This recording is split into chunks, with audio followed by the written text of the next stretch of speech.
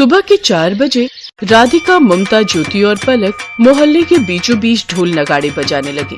धीरे धीरे पूरा मोहल्ला अपनी बालकनी में आ गया।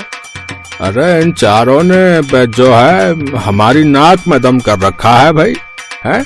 हम मोहल्ले वाले कई महीनों से सो नहीं पाए इनकी वजह से। चाचा कुछ बोल रहे हो क्या? कुछ सुनाई नहीं दे रहा है। अरे इन सब के मुंह तो चल रहे हैं लेकिन कुछ सुनाई क्यों नहीं दे रहा है? मुंह चलाने से तो अच्छा आप अपने पैर चलाओ, नीचे आओ और नाचो हमारे साथ। मोहल्ले वाले चिल्ला रहे थे लेकिन वो चारों बहुएं तेज नगाड़े बजाने में लगी हुई थी। उन लोगों ने नगाड़ा इतनी तेज बजाया कि अचानक नगाड़ा फट गया। अचानक सभी मोहल्ले वाले नीचे आए और उन चारों की तरफ दौड़ पड़े। इतने में चारों बहुओं ने अपनी साड़ी उतारकर सड़क पर फेंक दी। नीचे उन्होंने जीन्स टी शर्ट पहन रखी थी। इसके आगे क्या होगा ये जानने से पहले हमें ये जानना चाहिए कि इसके पीछे क्या हुआ। कुछ सालों पहले राधिका, ममता और ज्योति और पलक चारों एक साथ ब्याह कर अपने ससुराल पहुंची। राधिका, सुहागरात जल्दी मना लेते हैं क्योंकि 1 हफ्ते की छुट्टी ली थी मैंने। कल बहुत अर्जेंट काम है मुझे, जल्दी जगा देना प्लीज। अजय ने लाइट बंद कर दी। सुहागरात की अगली सुबह चारों भाई जल्दी उठकर नहा धोकर नाश्ते की टेबल पर आ गए, लेकिन उनकी बीवियों का कोई अता पता ही नहीं था। माँ, पिताजी, भैया, अभी तक नाश्ता तैयार नहीं हुआ। ये चारों कहाँ रह गई? हमसे क्या पूछ रहे हो तुम चारों? चलो भैया, अपने अपने कमरे में देख कर आते हैं, शायद नहा रही होंगी। चारों अपने अपने कमरे में गए तो देखा कि सबकी बीवियां सो रही थीं और इतनी बेहोश होकर सो रही थी कि सबके मुंह से लार टपक रही थी। चारों उठने का नाम ही नहीं ले रही थी। थक हार कर चारों भाई बाहर आ गए। माँ, पिताजी, आप लोगों ने हम चारों की शादी किन आलसी लड़कियों से करवा दी है? चारों तो उठने का नाम ही नहीं ले रही। ऐसा लग रहा है घोड़ा, गधा, कुत्ता, बिल्ली सब कुछ बेचकर सो गई हैं। भैया चलो, नाश्ता हम लोग ऑफिस में ही कर लेंगे वरना लेट हो जाएगा। चारों भाई बिना नाश्ता किए ही ऑफिस निकल गए। भाग्यवान, अपनी बहुओं को उठा दो जाकर। सास बारी बारी जाकर सभी बहुओं को जगाने की कोशिश करती रही लेकिन वो नहीं उठी। दोपहर के 12 बजे चारों सोकर उठी। नहा धोकर 1 बजे बाहर आई। अरे सासू माँ, ससुर जी, हमारे पति काम पर चले गए। अगर वो तुम चारों का इंतजार करते रहते तो उनकी मीटिंग कैंसिल हो जाती। ये कोई टाइम है उठने का? सासू माँ, मुझे देर तक सोने की आदत है।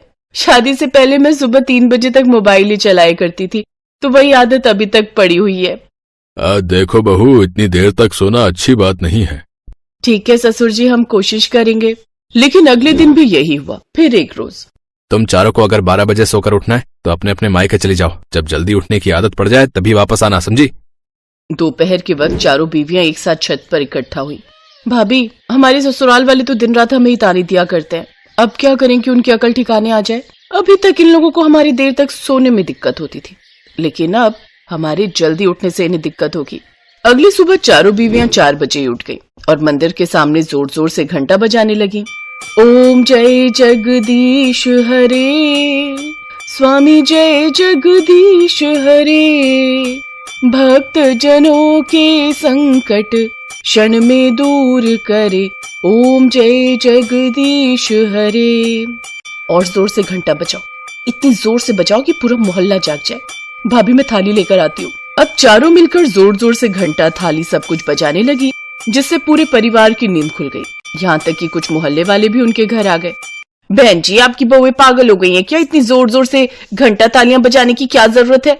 बहू, इतनी भी जल्दी उठने को नहीं कहा था मैंने, और अगर उठ भी गई थी तो तमाशा करने की क्या जरूरत थी? सासू माँ, हम अगर सुबह उठते हैं तो ऐसे ही भगवान की आरती करते हैं।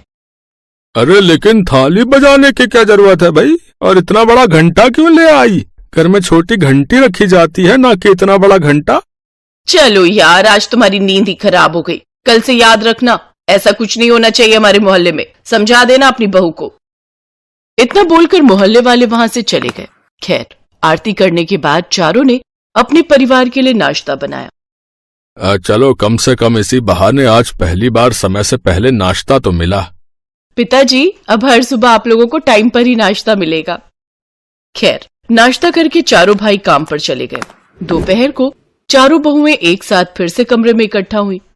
अब कल का प्लान सुनो। हम लोग मार्केट से बड़े बड़े स्पीकर ले आते हैं। वो स्पीकर बालकनी में रखकर सुबह 4 बजे बजाएंगे और डांस भी करेंगे, लेकिन गाने भक्ति बजाएंगे ताकि कोई हमें कुछ कह ना पाए भगवान के नाम पर।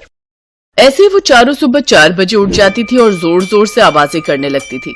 कभी घंटी बजाती थी, कभी स्पीकर, कभी सीटी, तो कभी माइक से जोर जोर से भजन गाने लगती थी, जिससे पूरा मोहल्ला परेशान हो गया था। फिर एक रोज, अभी तक हम लोग जो भी करते थे घर के अंदर करते थे, कल सुबह हम लोग घर के बाहर निकलेंगे। अगली सुबह वो लोग बाहर निकलकर सड़क पर जोर जोर से ढोल नगाड़े बजाने लगे। कहानी एक बार फिर से प्रेजेंट टाइम में वापस आ गई। गांव वाले उन चारों को दौड़ा रहे थे और चारों बहुएं जीन्स टी शर्ट में भाग रही थी। तभी कुछ औरतों ने उन्हें आगे से घेर लिया और पकड़कर मोहल्ले वापस ले आए। वहां पर उनके पति, सास, ससुर सब बाहर आ गए। इन चारों बहुओं की हरकतें देख लो, जीन्स टी शर्ट पहनकर बाहर बेशर्मी से ढोल नगाड़े बजा रही थी। चाची, हम अपने घर के बाहर ढोल नगाड़े बजा रहे थे और भगवान को याद कर रहे थे। क्या भगवान को याद करना पाप है? देखो चाची, अपनी बहू को समझा लो। हम सभी मोहल्ले वाले आपकी बहुत इज्जत करते हैं, इसलिए कुछ कर नहीं रहे, लेकिन अगर कल ऐसा कुछ हुआ तो हम आपके पूरे परिवार के खिलाफ पूरा मोहल्ला मिलकर पुलिस में रिपोर्ट लिखा देंगे। फिर जो करना है पुलिस ही करेगी।